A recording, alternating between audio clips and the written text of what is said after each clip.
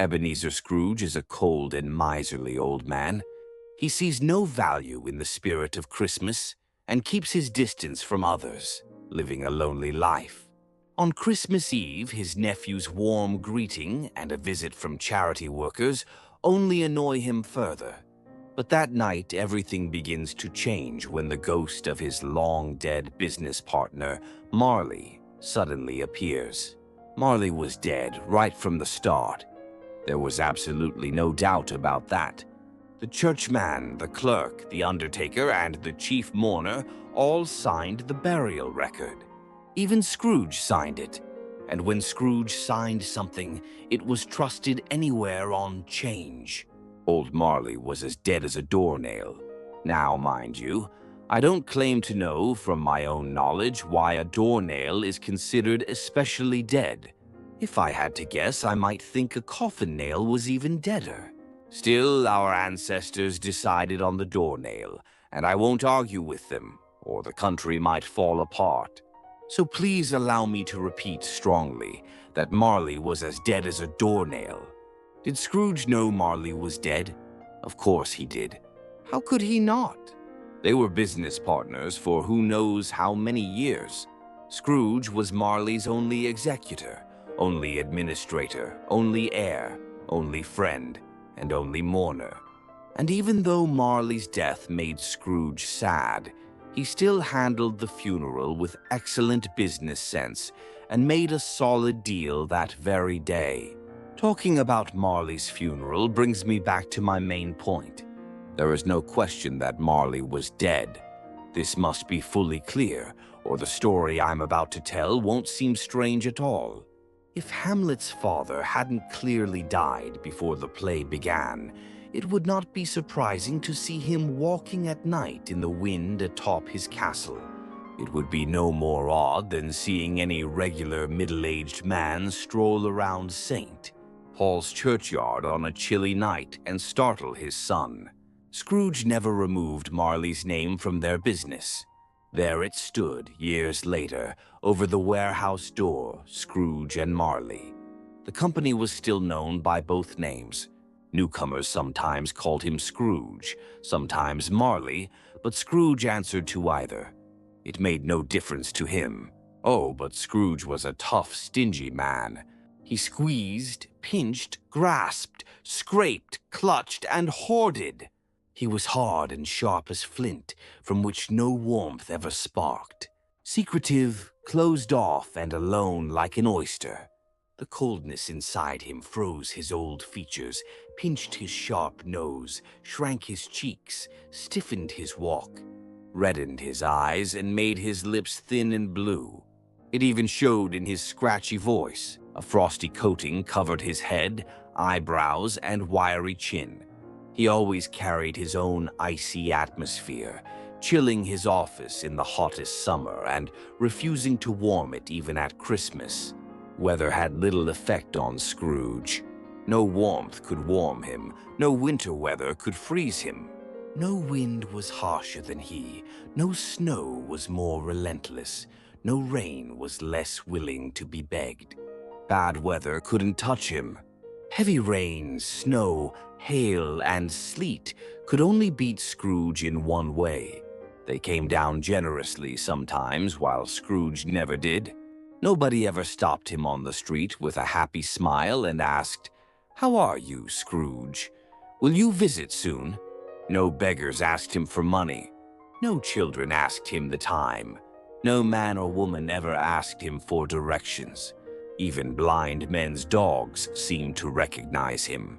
When they saw him coming, they would pull their owners into doorways and alleys, wagging their tails, as if to say, "Better no sight at all than to meet Scrooge's evil eye, master." But Scrooge didn't mind. He actually preferred it. Working his way through crowded streets, scaring away human kindness, was pure joy to him. Once upon a time on Christmas Eve, no less old Scrooge was busy working in his counting house. The weather was cold, gloomy, and biting. Fog filled the air, and outside people coughed as they hurried by, beating their hands and stamping their feet to stay warm. The The city clocks had just struck 3, but it was already pitch dark. Really, it had been dim all day, and the office windows nearby glowed dimly through the thick brown fog. The mist oozed through every crack and keyhole, so dense that across the narrow court, the houses looked like ghosts. It seemed like Mother Nature was brewing something awful nearby.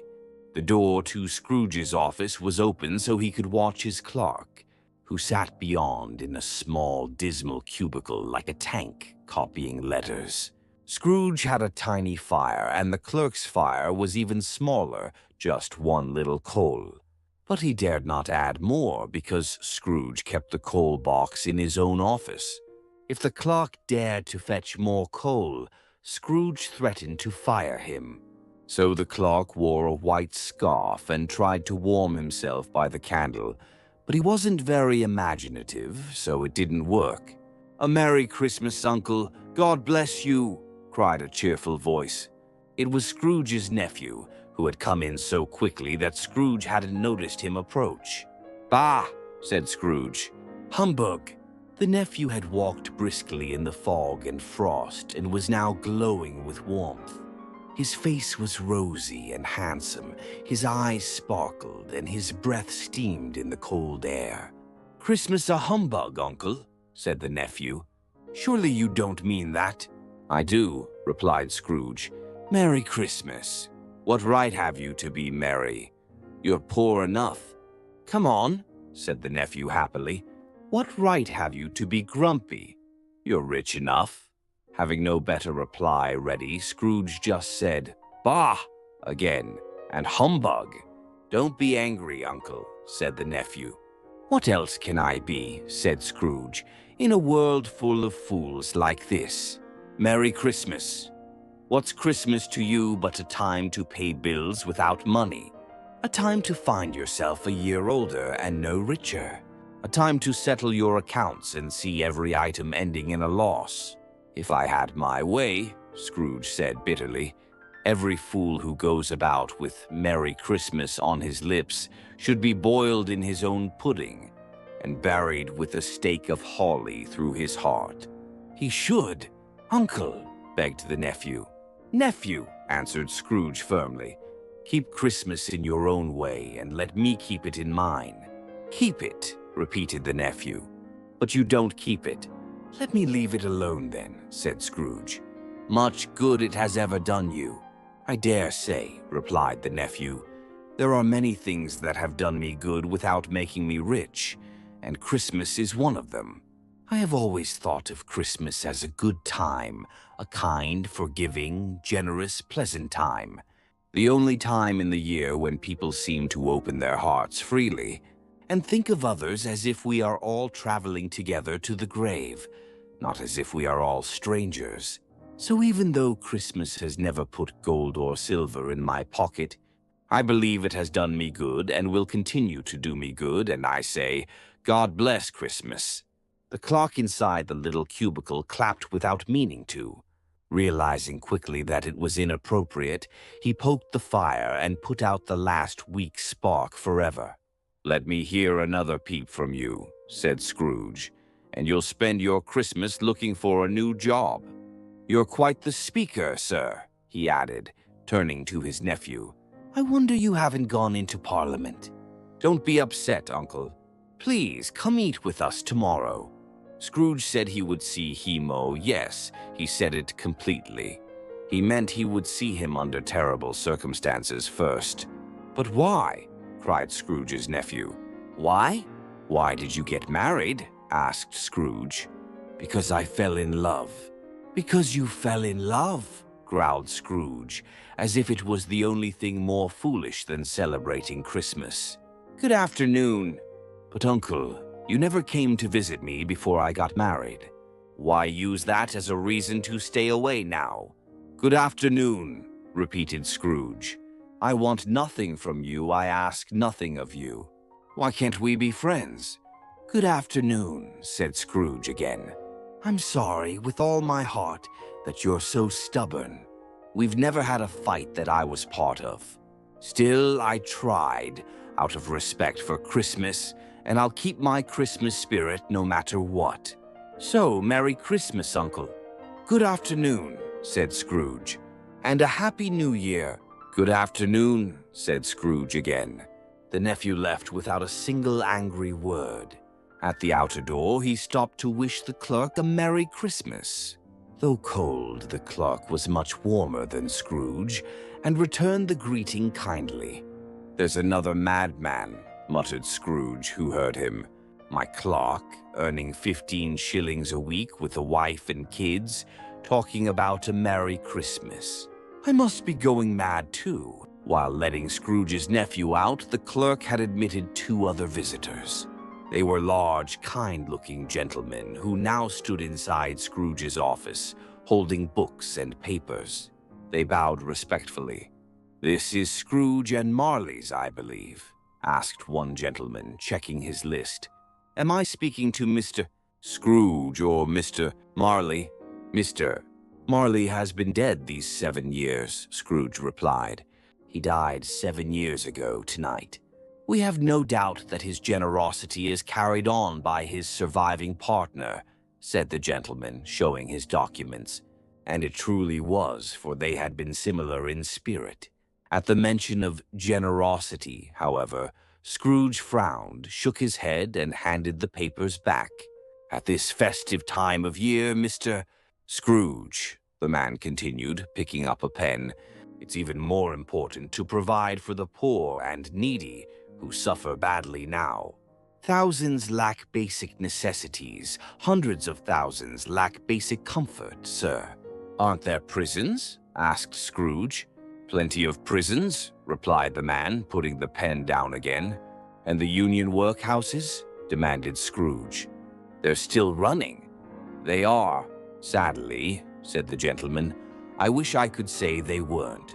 "And the treadmill and poor laws are still active?" Scrooge asked. "Very busy, sir." "Good. I was worried from your words that something had happened to stop them. I'm glad to hear they're working.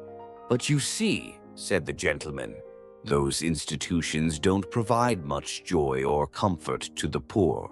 So a few of us are raising money to buy them some food, drink, and warmth. We choose Christmas because it's the time when want is sharpest and abundance rejoices. What should I write you down for?" "Nothing," said Scrooge. "You prefer to give anonymously?" "I prefer to be left alone," said Scrooge. "Since you ask what I wish, that is it. I don't celebrate Christmas, and I can't afford to make lazy people happy. I help support the institutions I mentioned. They cost enough. If people are badly off, they must go there. Many can't go there, and many would rather die." "If they'd rather die," said Scrooge, "they should go ahead and do it and reduce the surplus population. Besides, I don't know that." "But you might learn it," said the man. "It's none of my business," said Scrooge. "It's enough for a man to mind his own business and not meddle with others. My business keeps me busy enough. Good afternoon, gentlemen." Seeing there was no point in arguing further, the 2 men withdrew. Scrooge went back to work, feeling even better about himself and in a lighter mood than usual. Meanwhile, the fog and darkness grew so thick that people ran around with torches, offering to guide carriages. The old church tower, whose gruff old bell peered down at Scrooge through a Gothic window, became invisible and chimed its bells in the clouds, trembling as if its frozen face were shivering. The cold grew harsher. In the main street at the corner, some workers repairing gas pipes had lit a big fire. A crowd of shabby men and boys stood around it, warming their hands and blinking in the flames.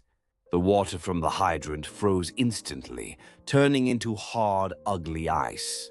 The bright shop windows, decorated with holly and berries, made the faces of passers-by glow red.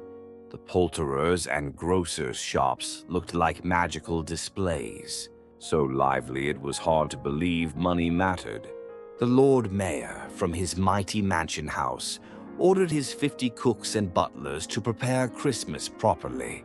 And even the poor tailor, fined 5 shillings the Monday before for drunken brawling, was stirring his pudding in his attic while his thin wife and child went out to buy beef.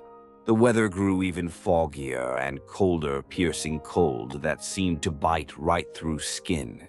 If good saint Dunstan had pinched the devil's nose with such a cold blast instead of with tongs, the devil would have howled even louder. A poor young boy, whose nose was gnawed by the bitter cold, stooped to Scrooge's keyhole to sing him a Christmas carol. But at the first words, "God bless you, merry gentlemen, may nothing you dismay," Scrooge grabbed his ruler and rushed at the door so fiercely that the boy fled, leaving only the fog and frost at the keyhole.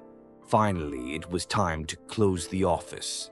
With a scowl, Scrooge climbed off his stool and silently accepted that it was time, while the clerk immediately blew out his candle and put on his hat.